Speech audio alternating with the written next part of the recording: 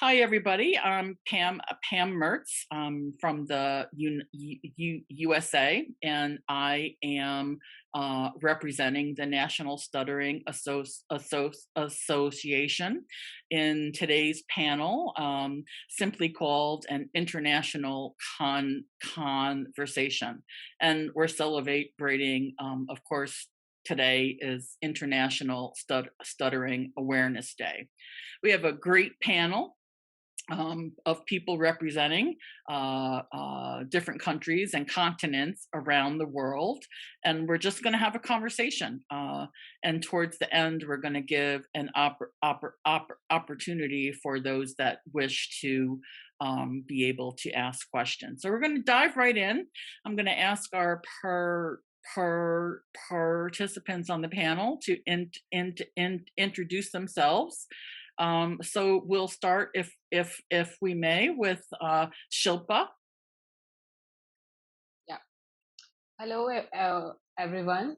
My name is Shilpa, and I'm from India. I am a part of TSAF, which is the Indian Stammering Association, and I'm also a part of 50 Million Voices, which is a global initiative to help people who stutter of employable age to be on the same page with the employers. I am a scientist by education as well as by profession. I have 6 years of work experience in pharmaceuticals R&D, and I am very excited to be here. And I just want to wish everyone a very happy International Stuttering Awareness Day. Thank you. Thank you, Shilpa, for being here with us today. Actually, tonight for you, it's 10:30 p.m. in India. Svetlana, would you care to introduce yourself to us? You're on mute. It's okay. Hello, I'm Svetlana Dimitrova from Sofia, Bulgaria, and I'm the chair of the Bulgarian Stuttering Association. I'm a linguist by profession, and I work at the Bulgarian Academy of Sciences, and I think that's all. Yeah. Thank you. Thank you for joining us this evening and for being on our panel. Mark, would you introduce yourself tonight? Mm-hmm. Yeah.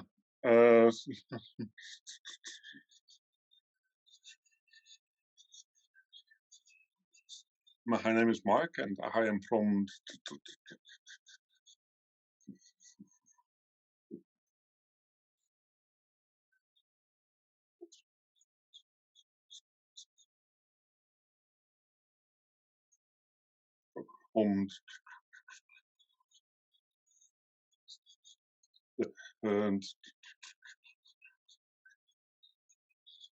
Netherlands.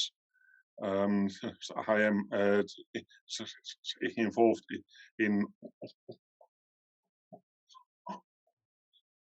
organizing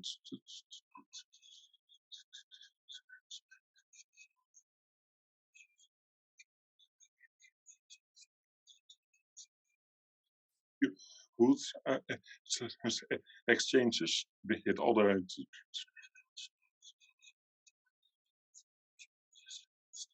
European countries.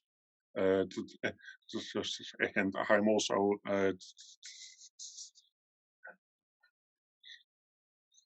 involved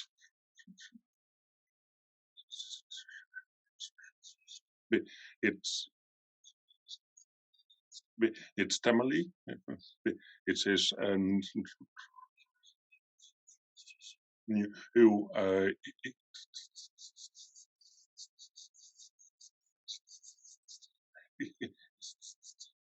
international platform.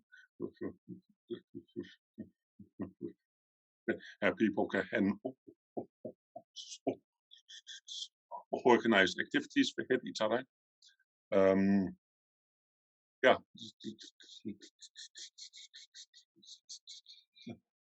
that is basically it. Thank you very much for having me on this panel, and I wish everyone a very happy stuttering day. Thank you, Mark, and we're delighted that you're with us today. Bruno, welcome. Can you introduce yourself? Hello, everyone. My name is Bruno Villegas. I am from Peru,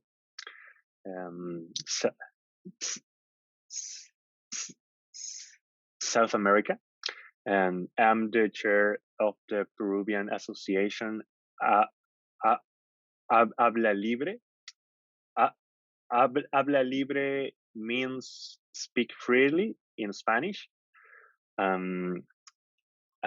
Well, I was working as a teacher at a university. I studied mechanical engineering, but well, since I changed my view about stuttering, this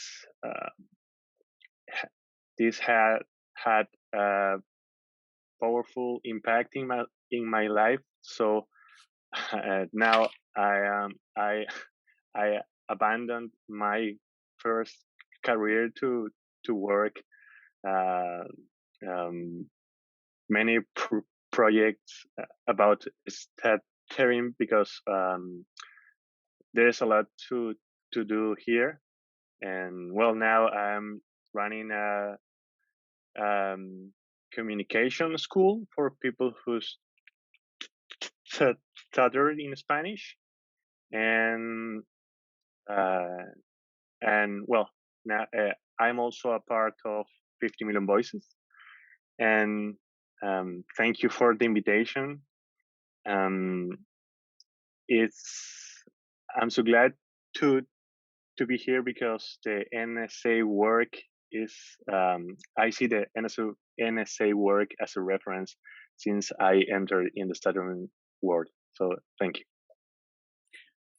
Thank you, Bruno, for participating in today's panel, and for that nice shout out to the NSA. We certainly appreciate that. Elias, could you introduce yourself, and thank you for being here today. Thank you very much. Thank you for the opportunity. My name is Elias Aprepo, and I am from Ghana, West Africa. I am a founding member of the Ghana Stammering Association. Currently work as the president of the association. Currently, I am a board member of the International Stuttering Association, and I'm also part of 50 Million Voices. I don't know if 50 Million Voices has been mentioned already, but a global initiative that is creating a conducive environment at the workplace for persons who stammer. I also want to give a special shout out to the NSA. You know, we look up to you.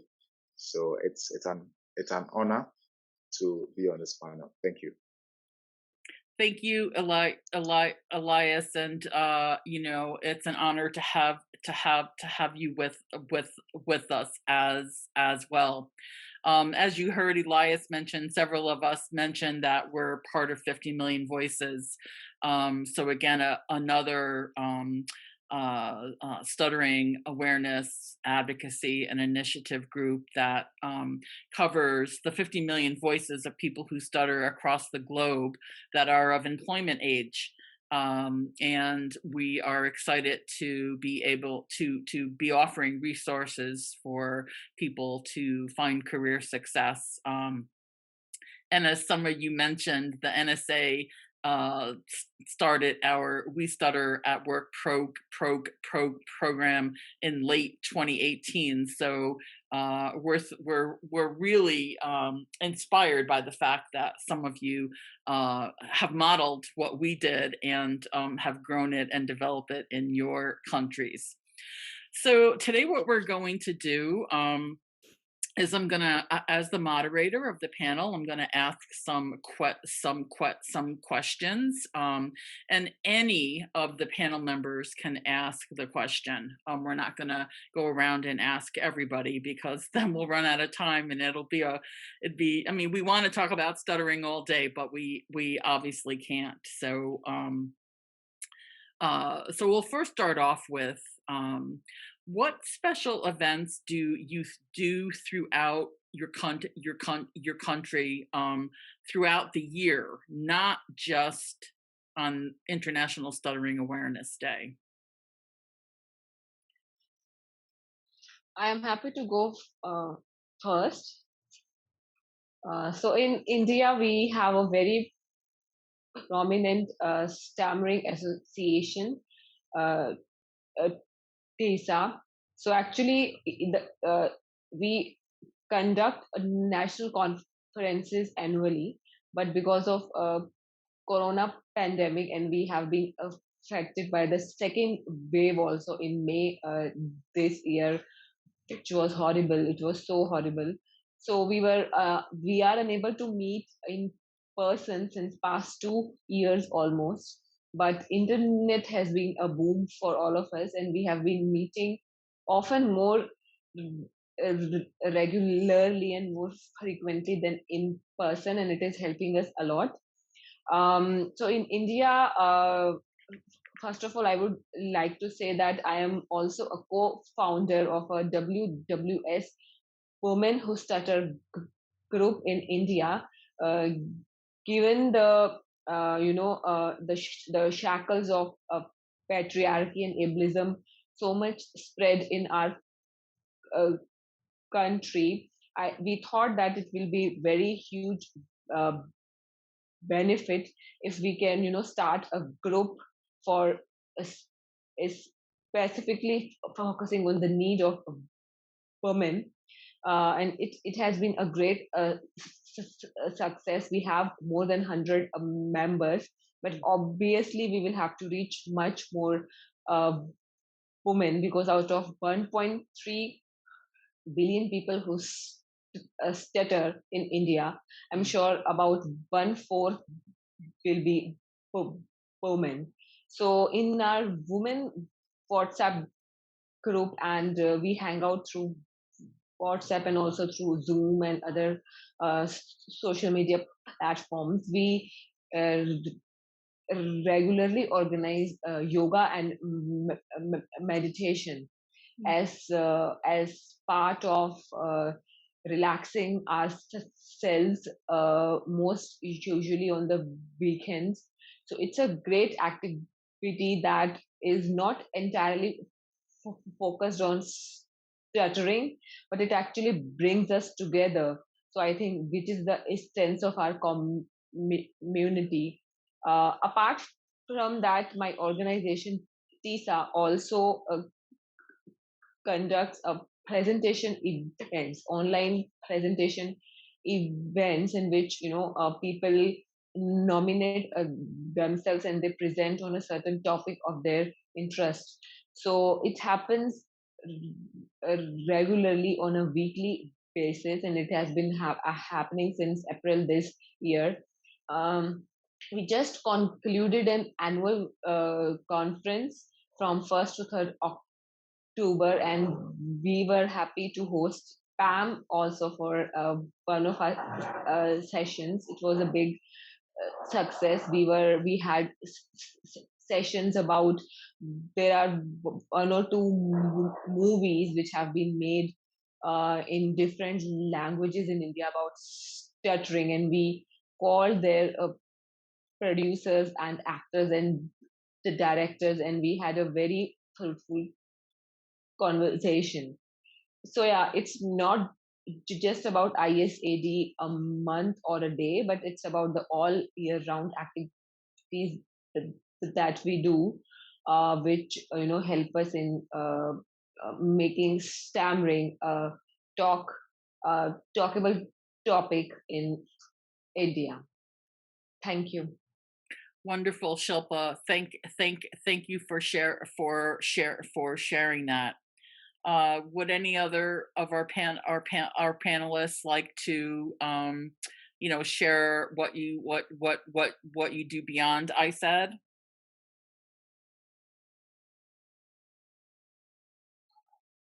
Okay, I'm happy to share.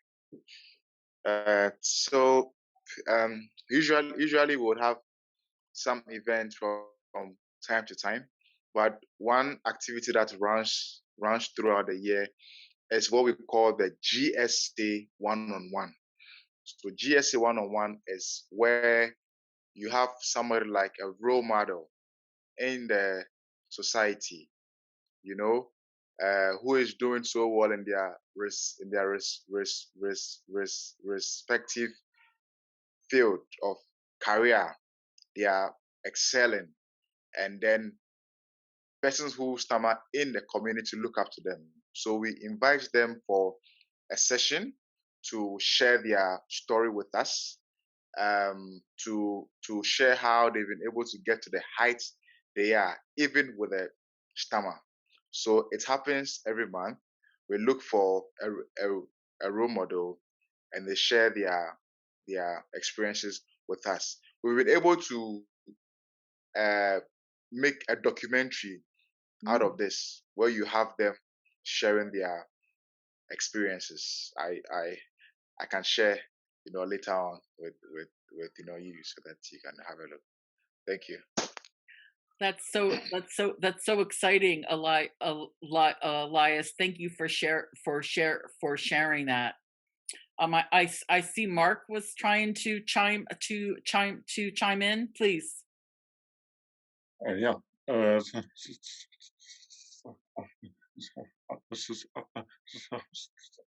I'm also happy to share something about what we are doing. It in Stammerly. It's in the past years. Of course, we have organized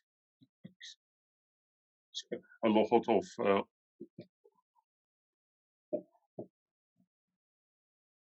online events. And I'm happy to tell that for the coming years, we have already a few in-person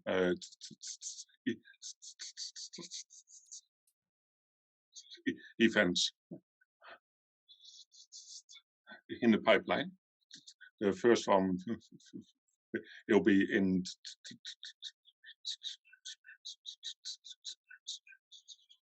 December, then in the start of next year, and then in the next summer we will organize a youth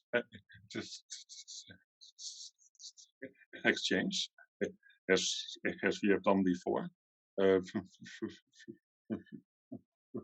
It in Stammerly, we try to be a platform where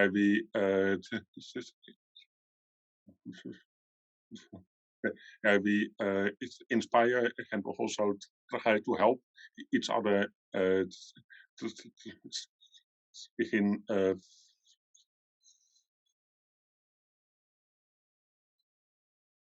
a practical way, in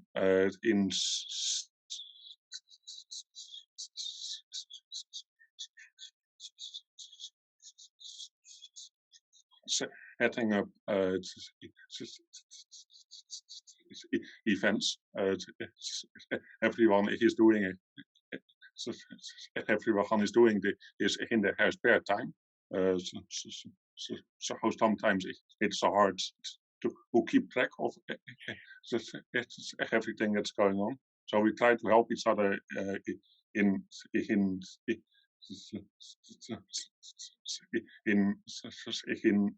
in a very practical way. So if you would like to look at that, it's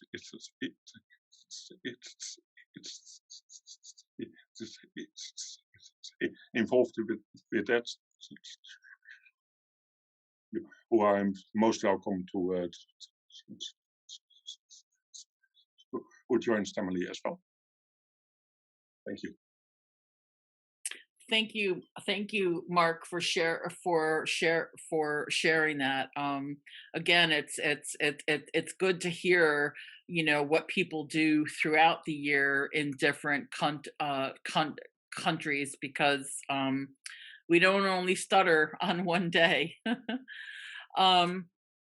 The next question that I'd like to invite of the panel is, how is stuttering seen or viewed in your country? I know that it's different from country to country. So how is it seen by society?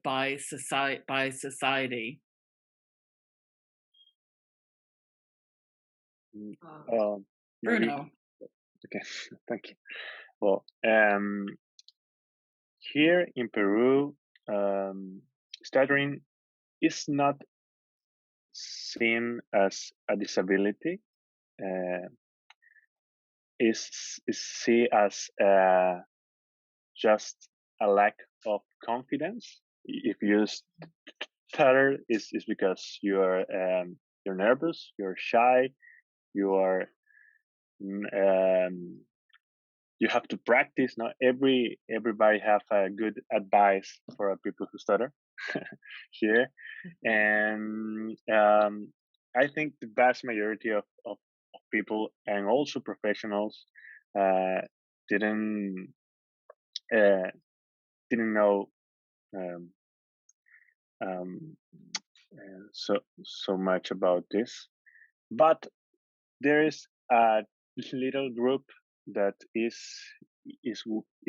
growing, that is searching and learning about what stuttering really is, and we are starting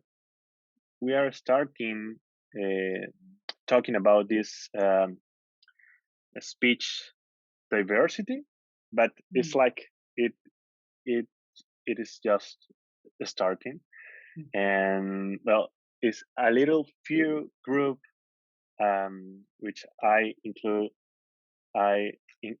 include myself, that are a proud person who stutters, but we are working on. But also there are huge. Here is like there are three big organizations about stuttering. It's not just one. We are like three, and it was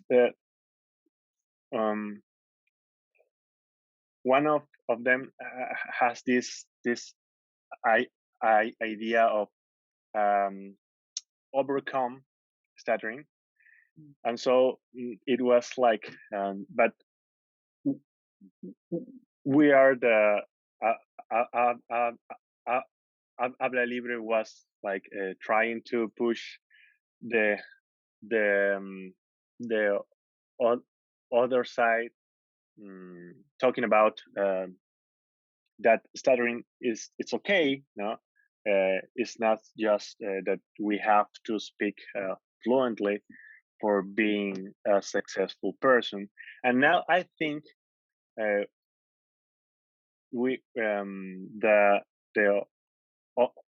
other organization are understanding this, and now I think we are, I don't know how to say, going to the same way. So that's good. Very good. Yeah. Very good. We're happy that you shared that. Would anybody else like to chime in as to how stuttering is seen in your country? Let me try. Yeah. It has, of course, for me at least, it has two points. The official one, of course, where it is seen as a disorder, but I'm not sure. But it's not a disability, of course. It's not. It is not recognized yet. And there are not many accommodation tools. Of course, there are not many people, of course, see it as Uno said, as a sign of lack of confidence, nervousness, or some other disease or illness. Probably. But I'm not sure actually that many people do not, even if they recognize that the person stutters actually, and it's okay. They do not know how to act the person and how to behave themselves, of course, how to talk, how to keep silent, how to communicate with the person who stutters, and then this is probably one of the main problems. Actually, the lack of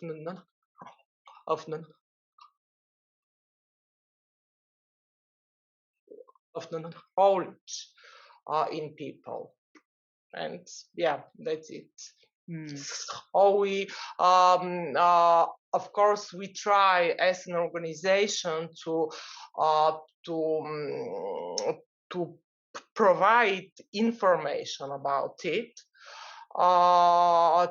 throughout the media, of course, through interviews and so on, and through work with speech language pathologists as well, who I would say that they're the one that I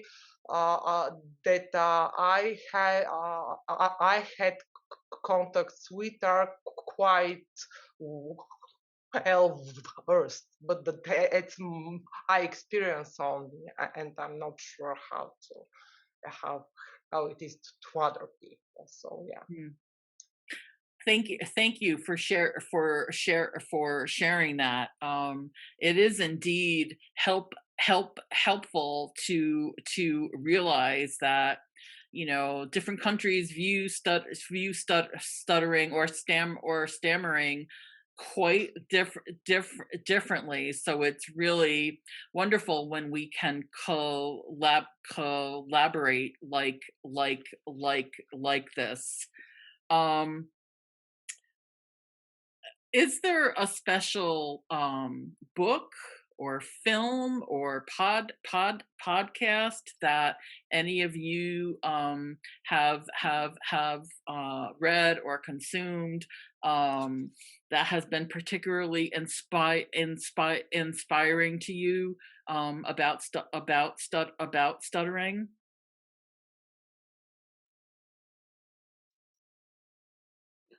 I can go first on it. I'm not sure about any book or any podcast, but there is a very famous Indian actor who stutters, and I think he has publicly acknowledged it also that he has a stutter and he has to retake his scenes. He has to do audio recordings of some 2 or 3 times in order to get the right word, but somehow he never stutters in the movie. that we all understand why. But then he has, it's great that he has publicly acknowledged it, and TISA as an organization is able to get hold of him, and we have conducted some two or three interviews with him, which was published also in the national newspapers. We have a very good photo with him. So I think people started talking about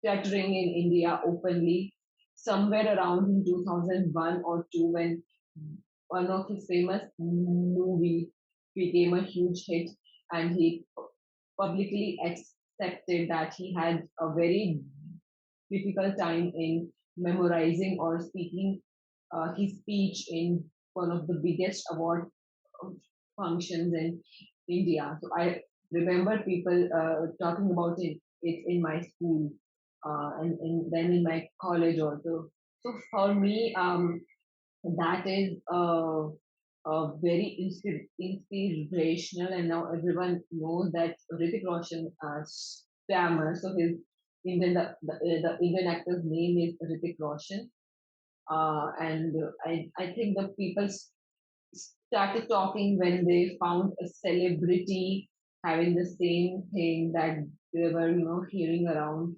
So it gained some momentum, and it was inspiring also.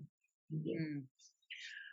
You bring up a good point. The first thing that sprang into my mind is that many people say, "Oh, the president of the United States stutters, so he has like the biggest platform to educate about stuttering and raise awareness." But in my opinion, he does not take advantage of that. I don't recall him actually stuttering publicly in any of his many addresses. And really, his biggest claim to fame with stuttering was last year when he spoke to a young person at the Democratic National Convention, 13-year-old Braden Harrington, and he became a role model for that young kid. But definitely, Biden could choose to use his platform to suggest that it's okay to stutter, and you can have any job that you want, including the most powerful person. But I don't think he does that. And there could be definitely a number of reasons why. But it's good, Shilpa, that India seized on the opportunity to definitely take advantage of being able to share the work that you did with a celebrity. Mark wants to share on that as well. Yeah. Yeah.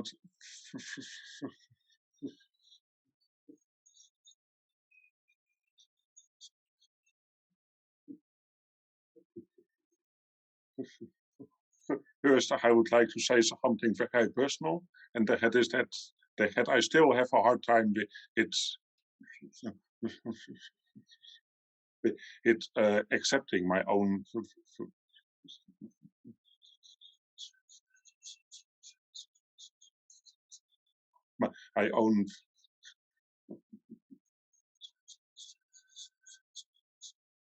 way of walking.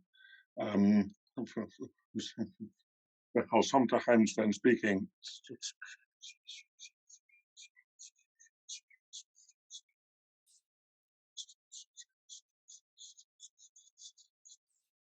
goes very smoothly, and I start thinking, well, if it's not so bad, it's actually nice to have a stutter. It's something special.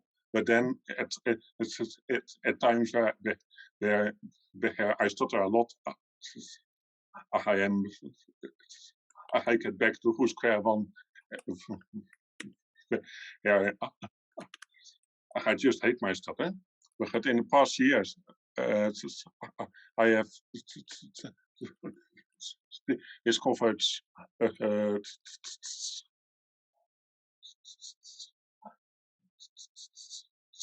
YouTube channel where how I've not discovered the hits.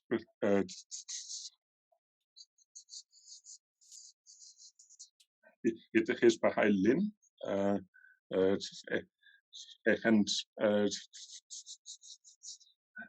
And listening to who will see had who say has just learned me some very special wisdom parts about how to accept that thing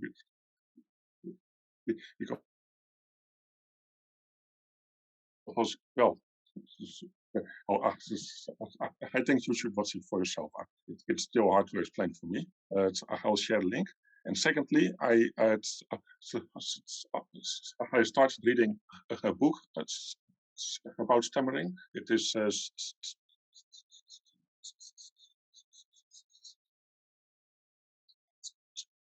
a book stammering and prejudice. And the first chapters are just fantastic. It is. I don't want to say anything more about it. It is fantastic. I'm also sharing that book in the chat. That's it. Yeah, thank you for sharing, Mark. Definitely, that is. I don't want to use the word, but I will. That's a landmark book, which shows that stuttering is not something negative that we should be afraid of or ashamed of. It's not a defect. It's just a difference, and the more and more people recognize that, perhaps it becomes easier to manage our stuttering. Particularly, it's helpful for SLPs, I think, to realize that it's not necessarily their job to fix stuttering, because that's not what the person who stutters may want. Also, I want to congratulate you, Mark, on sharing something so very personal, because I think many people can relate that, we don't want to stutter, and it's difficult for us, and we don't want to just appear that we're okay with that. So you very candidly acknowledging that it's tough for you to accept that really will help others who feel the same way but may not feel comfortable sharing that. So that's very insightful, and we appreciate you sharing that. Elias would also like to comment at this time. Yeah. I mean, talking about books. I don't remember the last time that I read any book on stammering, but I can remember the book that really made an impact in my life. At a point where I needed to accept my stammer. It was a very difficult process for me. It was like after, it was like at the age of 23 before I actually accepted my stammer. And it was this book that helped me. It's titled Stammering. By Renee Viney. I don't know if I got the name right. And there was another compilation of stories, either by the NSA or the Stuttering Foundation, advised to persons who stammer. And that book did the magic for me. I tell you, I look back to that book, and I'm like, yeah, this is what did a trick for me. The stories that were shared on, I mean, I just caught the revelation of it's okay to stammer, and that was it. And since I was okay, I think that I didn't care to really read much, because I think that I had overcome that aspect of stammering. Yeah, so I can always recall those two materials that have really helped me. Yeah, thank you. Thank you, Elias. And you just reminded me. I remember reading the book by Catherine Preston of the UK, and the name of her book was Out With It. And really, that was such an insightful an important journey that she shared, because she traveled the country, namely around the USA, to get people's impressions of stuttering. So it was a well-read, well-constructed book.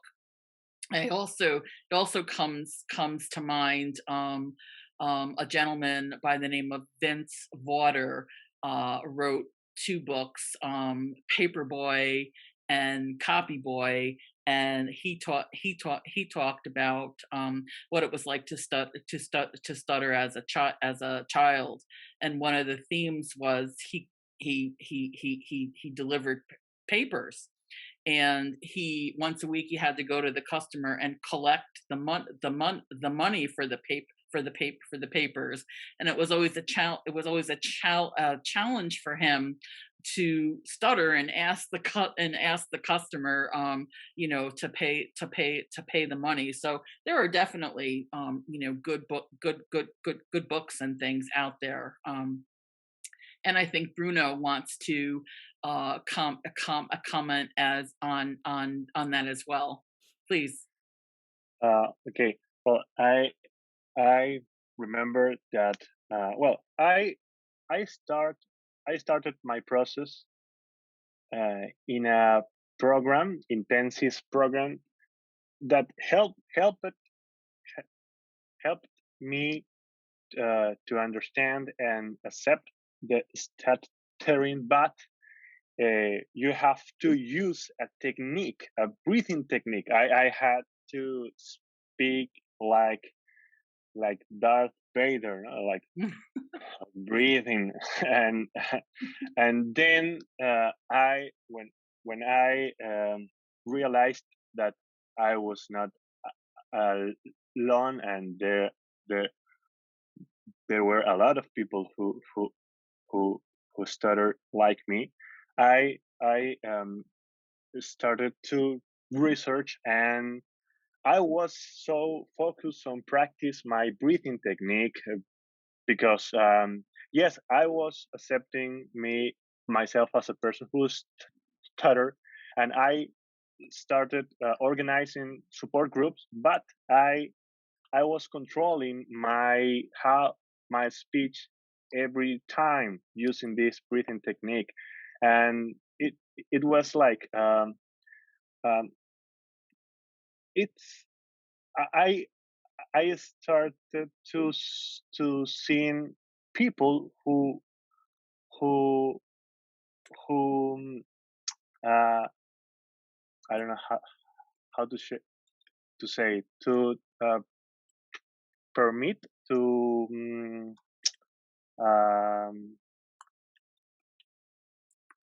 to people that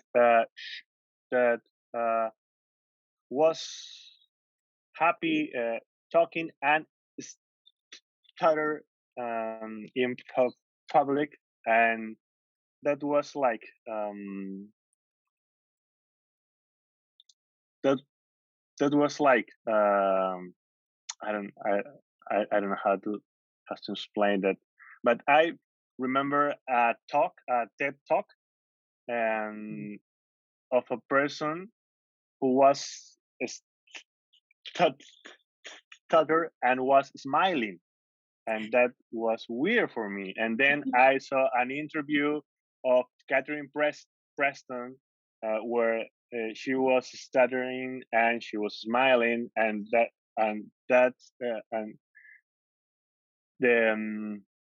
that was the moment when I started to think to think that maybe I can stutter too. And well, I dropped my breathing technique and I start to talk like freely. And like you're doing now, Bruno, smiling. Sometimes when somebody is speaking about stuttering, you can hear the smile in their voice. And when one is smiling while stuttering, I think that offers a cue to the listener how to respond to us. Svetlana has her hand raised. Please share your thoughts on this. Thank you. 10 years ago, I think I read a book. It just a title. It's Black Swan Green by David Mitchell, which is a very nice, also biographical novel. And I think it's it explains or it mirrors very well the psychological and process of a child who stutters, and the relation in the community, in school, with his parents, and so on. And I just want to add that our ex-chair Irina Papancheva has wrote a book about a child who stutters.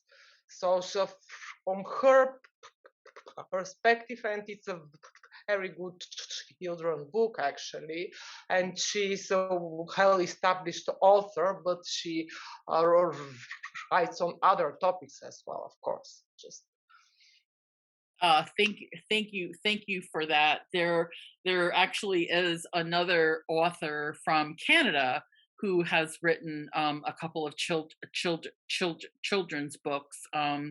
Kim Block has written a book called "Hooray for Stuttering," and it's geared towards children who stutter.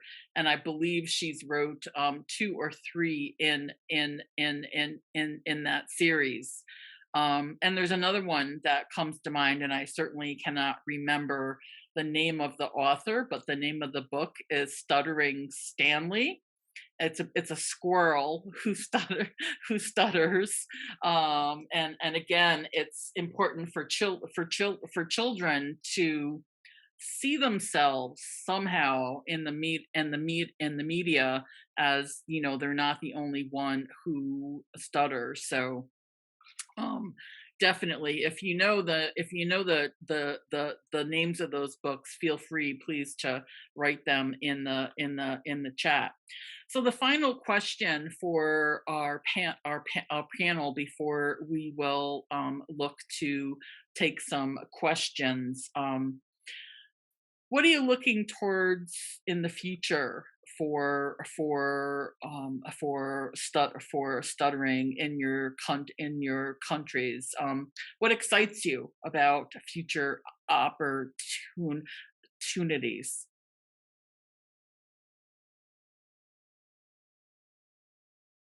Kind of a tough question, I know. Well, okay, Mark. Yeah. Okay, thank you. no, it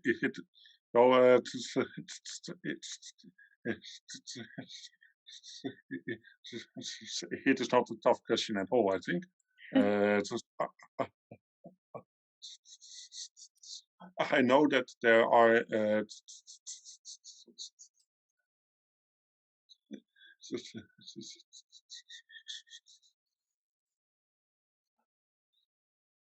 lot of people who stutter, but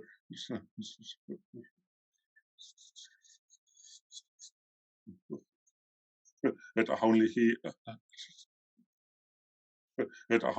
a very small percentage of them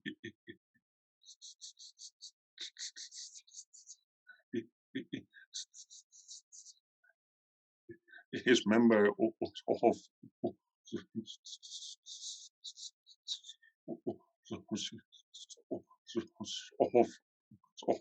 stuttering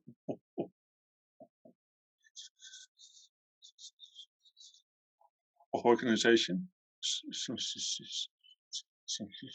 Some people just don't want it, but I also think that there are many people out there who just don't know that we exist and that we are having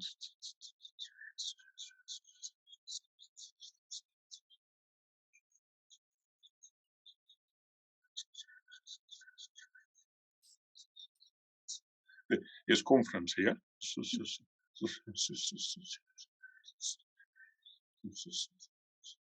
I am looking forward to future. Many more people are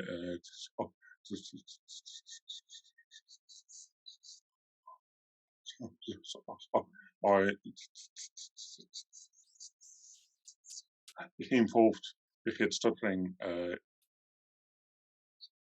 associations. Thank you, Mark. Bruno?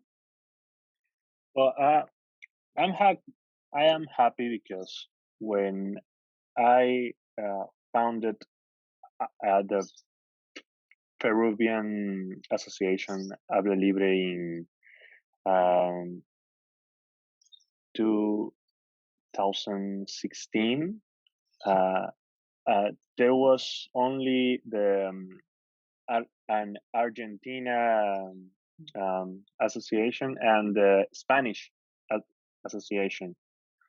But now in these years, in these late years, now we have association in Costa Rica, in Paraguay, Uruguay, Ecuador, Chile, Colombia. So I think in South America, these late years, this community, this stuttering community is growing, and I think we need more of this, of people who start talking about this in his own social media. And well, I think I use the word it's like influencer, but it should be disfluencer. So we need more of disfluencers, people who can start and talk about this. And now in South America, there are a lot of people who are like connecting between and doing these lives on Instagram and just talking about this. And I'm so happy about that. That is exciting for me. Thank you, Bruno. And it's exciting for us to hear how many countries in South America have associations for stuttering, and that are so inclusive It is really inspiring. I also want to mention in the UK, the British Stammering Association is also known as STAMA, and they have a brilliant campaign going on right now. No diversity without disfluency. And they're working to have disfluent voices on the media and on television and heard in circles of people who do not stutter. So I just love that hashtag no diversity without disfluency. Really powerful to see that in writing. So I wanted to be sure we had some time to take questions from audience members. So people can be free to ask questions verbally by raising your hand, or you can feel comfortable to write the questions in the chat, and we will take those chat questions. But would anybody like to start with a question verbally that anybody on the panel can choose to answer?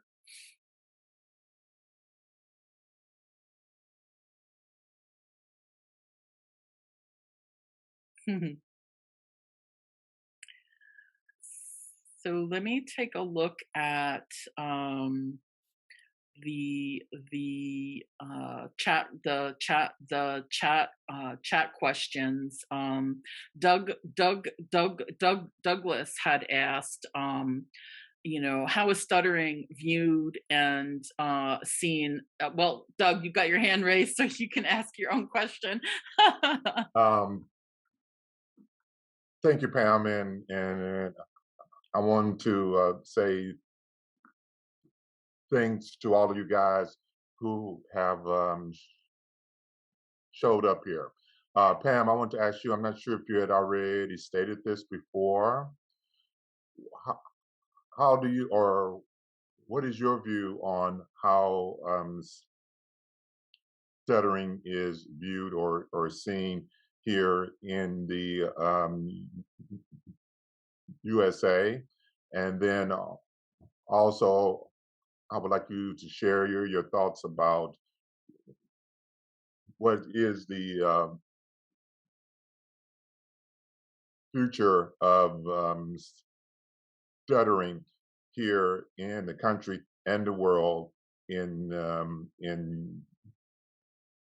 your opinion. Good question, Doug, and it's a very comprehensive one.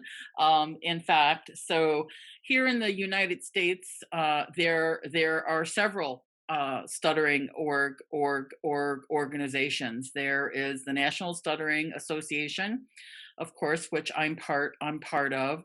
There is Friends, the Association for Young People Who Stutter. SAY, the Stuttering Association for the Young, and there's also the Stuttering Foundation. So there's 4 different organizations, voices of advocacy. So I think that the United States is well covered in getting the word out there, talking about stuttering to anyone that will listen.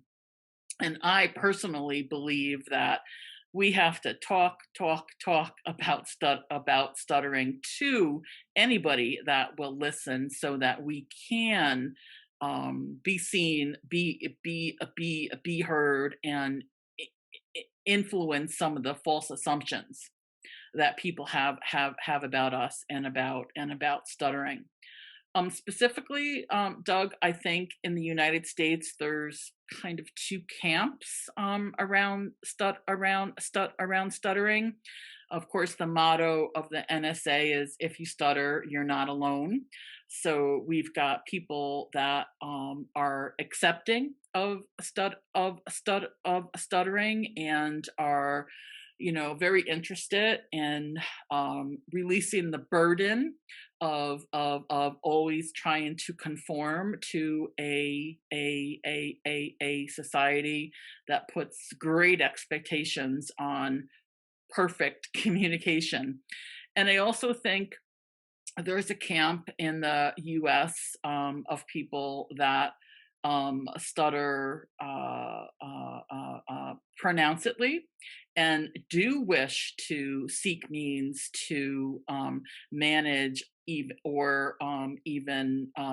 fix, if you will, stuttering by participating in speech therapy that will teach people to be more fluent. So I think there's a little bit of a divide between what people, what their goals and their needs and their wants are. But again, fortunately, there is a number of organizations in the United States that can advocate, educate, and spread awareness about stuttering. So thank you for that that great question that elicited more words than I had hoped to say. But yeah, those are some good points to make because it's not the same across other countries. Cindy Shaw has a question, please. Thank you. So I work at a school, and I would love to hear any ideas or suggestions you may have for raising awareness and educating educators about stuttering. Yeah. Anybody on the panel wanna take a stab at that one? All right. Elias. So let me attempt the question. All right. So what we've done here in Ghana is to have an event called the school tours, right?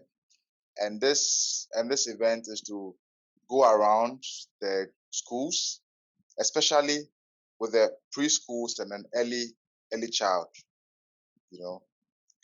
And what we do is that we organize seminars for the teachers and parents of the children that stammer, and it's been helpful over the period. Teachers are amazed at the information that we share and what they need to know about stammering. So I think that this may help targeting the schools, organizing. Now you can organize webinars for the parents, for teachers to educate them more on stammering. What we've also done here is to create a parent support group. So we have just parents in a group, and then we share information about stammering and then how they can support their children at home from that infant stage. I mean, once they receive the message, they are able to go out armed from their homes into the public. So I think that may also help. Thank you. Shilpa, you wanted to chime in, and then we'll take Svetana, who also has her hand raised and wants to chime in on that. So I think Elias covered my point. I was about to say everything. Okay, thank you. So Svetana, you're up with your insight. We also had a campaign some years ago where we went from school to school, and we organized with teachers, of course, something like classes and sessions with children in class, and we share some information about stuttering, about ourselves, or about that there were also parents of children who stutter. So it was like sharing experience both with teachers and with the kids as well. So I think this is also an option. Yes, and I would like to add along those same lines. I have visited many middle schools and made presentations to whole classes of students that don't stutter, to make them aware of all the differences that are out there, that could result in teasing and bullying. And I happen to use stuttering as the example because I do it so well. And when there are, when we do those presentations, the educators are there in the room, and it's interesting to see their faces and some aha moments, because they didn't really understand what stuttering is. And several times after I would do one of those talks, I can remember one specifically. A teacher came up to me and said, "So and so really wants to meet you. She'd never met somebody else that stutters, and she asked me for my autograph." I was like, "Oh my gosh!" Like that is just like, wow. That was like a total wow moment, and I will just never forget that. And Cindy, also, in the United States, educators for special education have to fill out IEPs, individualized educational plans, as I'm sure you're fully aware. And sometimes educators will write very measured goals about fluency. Johnny will only stutter on 5 words this week, or Johnny will need to raise his hand twice this week, and I think educators need to understand that those kind of goals are really not helpful for children who stutter. We know that, so our jobs is to educate as much as possible everybody in the school system to understand that, simply ask, teach the parents to ask. The student may not want or need anybody to call attention to their stuttering, and just let the child be, and don't treat the child any differently than any other child in the classroom. I definitely think that is an effective way. So that was a good question. Shilpa first, and then Mark.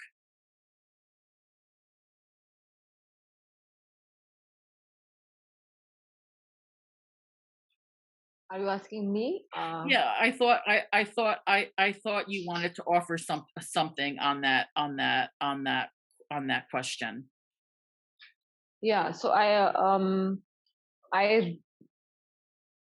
remember once upon a time in Pune, I think in India, one of my fellow member of TESA did the similar kind of activity, where he managed to go into the government operated schools, not the private ones, because the state of government run schools in India is not really good. So in order to spread more and many people who cannot afford their child to go into private owned schools, they send their kids to government schools. So it was really a good opportunity. And he did some talks on stuttering, and seeing an adult who still stutters was kind of, it's sad, but it was kind of a shock to the educators itself. And they were like very very shocked on the state of it. But the students were very inspired to see someone who is doing a very good job, earning a good amount of money, and it's still stuttering. So it was a very great inspiration. And one of the TISA founders actually run a school in the Himalayas. So it's a very isolated school, but he regularly invites us to give a talk or stay for 10 or 15 days inside the school, in the hostels with the students, and we can teach them on subject of our own choice or expertise. I think having a conversation like this really opens up the mind of a child. Mm. Thank Mark you. wanted to chime in, and then we'll hear from Bruno. So obviously, Cindy, this was a good question that you asked. Mark? Yeah, well, I was just agreeing with you with what you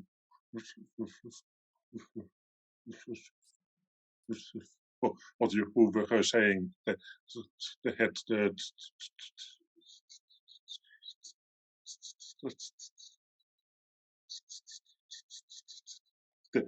he should just give a lot of space to the children. That's the most important thing they need. But this is not a question for me, because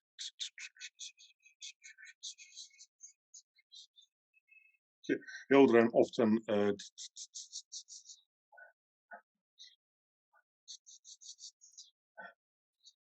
act very surprised when I start talking, and I'm a bit scared of that. Maybe, maybe others recognize that feeling. Well, thank you for sharing that. And I was just kidding, of course. Yeah. Oh, yes. Bruno, you want to wrap up this question?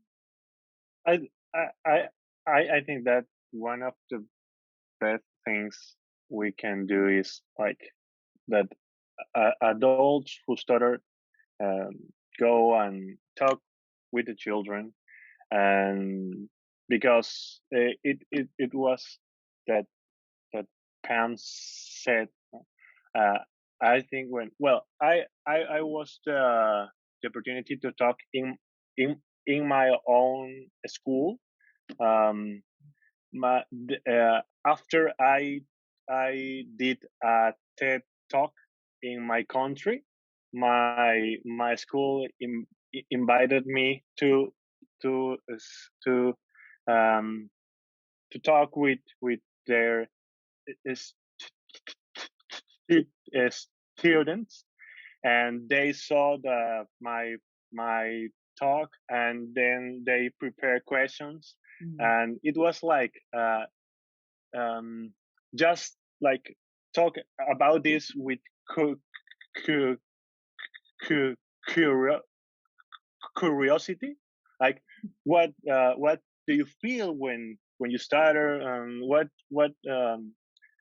this sort of questions, and that was great. And one of the child that was in the room was a person who stuttered, and then his mom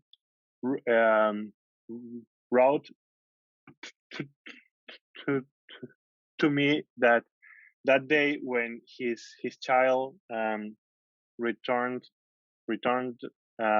to home, he says like, "Mom, it's stuttering is not a bad thing. It's okay." And that was so emotional for me. Mm. Thank you, Bruno, for sharing that. And we have another question for Natalie, but I'm going to just respond briefly. When I've gone into the schools and done presentations to kids that do not stutter, I've used a couple of props because kids love to touch and feel things and be able to experience things. So I've used those finger traps. I don't know if you guys have seen them, those Chinese finger traps. So if you give them to kids and show them what to do, and they put their fingers in the finger traps and then they try to pull it, they feel like what it is to get stuck and block. Pardon me.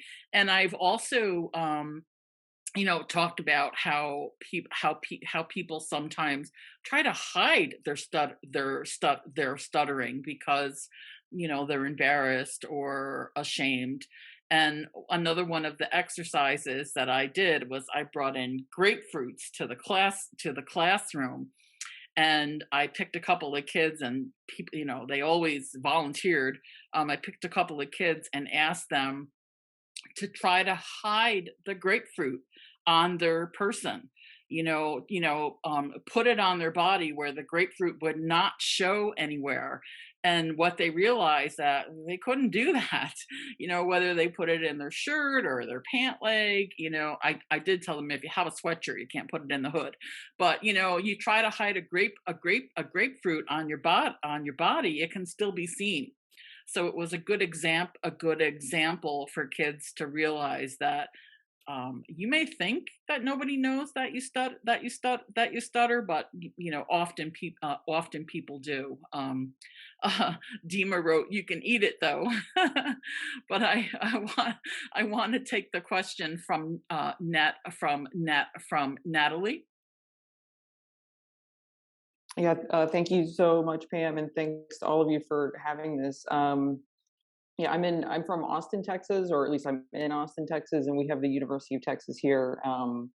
And actually here on campus is the Blank Center for Stuttering Education and Research. And so through that, I've been able to learn a little bit about stuttering, and that kind of led me to be here with you today. And I wanted to thank you, Svetlana. I think it was you said one of the things that you noticed, or the things that concerned you, is that listeners don't really know how to react, and it's sort of that lack of knowledge is the problem. And I just wanted to ask, I don't know, well, I'm just curious, like, what you would say or what you think, because if you're on the receiving end in these conversations of these reactions that are unlearned or that are negative just because of that lack of awareness or not of understanding what's going on, but what do you think you actually learn from that, like incorrectly, that you then have to spend time unlearning so that you can talk the way that you talk, if that makes sense?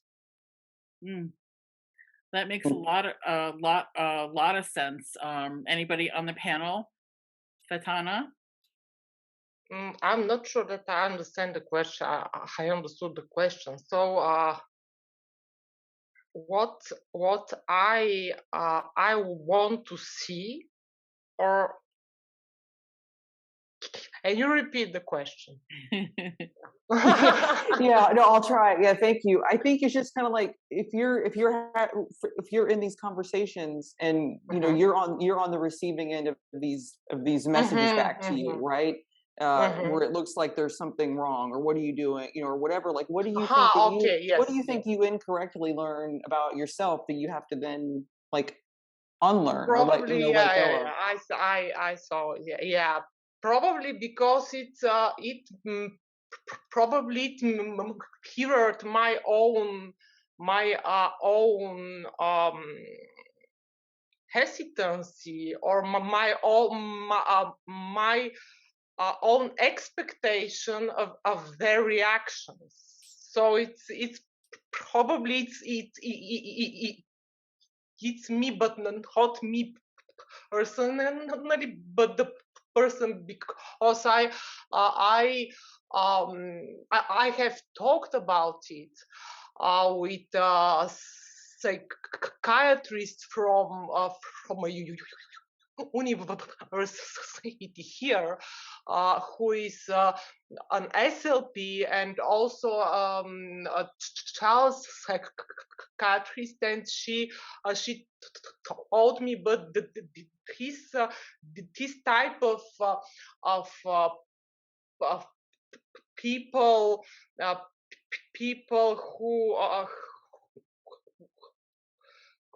who interrupt themselves, this is the normal way of the conversation, actually. So this is the normal way of people reacting. And now probably I had in mind something like laughing or interrupting or saying just take your time or something like that. So Mm-hmm. it's, yeah. Mm-hmm. Thank you. And Mark wants to add to this conversation. Yeah, I think that this is a very good question.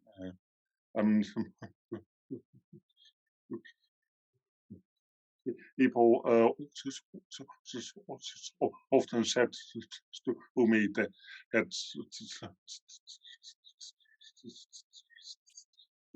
I should just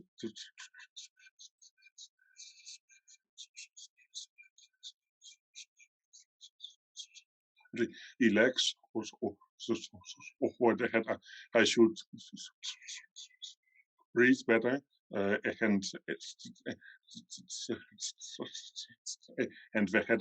I had thought about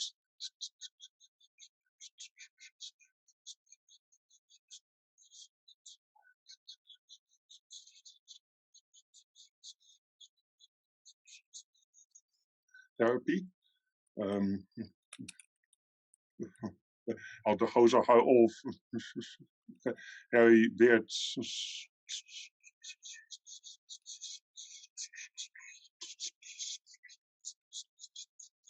suggestions like it has never occurred to me to look for stutter therapy. This over time, it gave me the feeling there is something wrong with me, and that I should cure myself, and that it is my own mistake that I'm not cured yet. And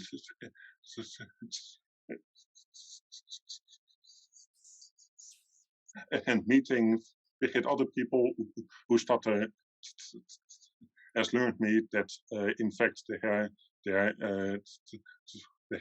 is nothing wrong with the way I talk. It just takes a little bit more time, and that is and that is not that bad actually. Yeah, and that brings me to the second answer. It is that people often have me the feeling they don't have the time to listen to me, and that is something het gegeven it can be very subtle. I don't have to say it out loud to give me that feeling. Well, and that makes it hard for me to take time, to take space to say whatever I want. So those are my two points. Mm-hmm. And I'd also just like to chime in, and then we're going to go into wind down mode. Sometimes when I've received a negative reaction from a listener, I will point out, oh, that's just stuttering. I'm really good at it, right? And when you respond like that, in a hearted manner and with a smile, you've killed two birds with one stone. You've told people that you stutter, and you've told them how they can react to it, because I'm confident. So then therefore they'll feel confident in reacting positively. And I think that we can teach children to do that by doing it ourselves. So I think this was a wonderful conversation today. Just truly inspiring to bring people together from all corners of the globe, to talk about the different experiences that we have culturally, but also that those differences are similar. We all experience people who don't understand stuttering and things like this, and individually, raising our voice, we truly can help the world better understand stuttering. So I want to thank the panelists for being here and doing such a wonderful job. It's midnight for Shilpa, so really that is dedication. But we hope that you've all got something out of this. We've had some really good questions, and I'd really like to have everybody unmute themselves, and let's give a round of applause to our amazing panel. Yes, thank you all. So we are recording this session. One or two people have asked that we only use their first names. So we want to be respectful of that, and we'll probably have it available in a week or so, and we will share that on the NSA website. So again, I'm happy that I was able to moderate such a wonderful conversation, and I wish you all well, and enjoy the rest of International Stuttering Awareness Day. Bye-bye. Thank you.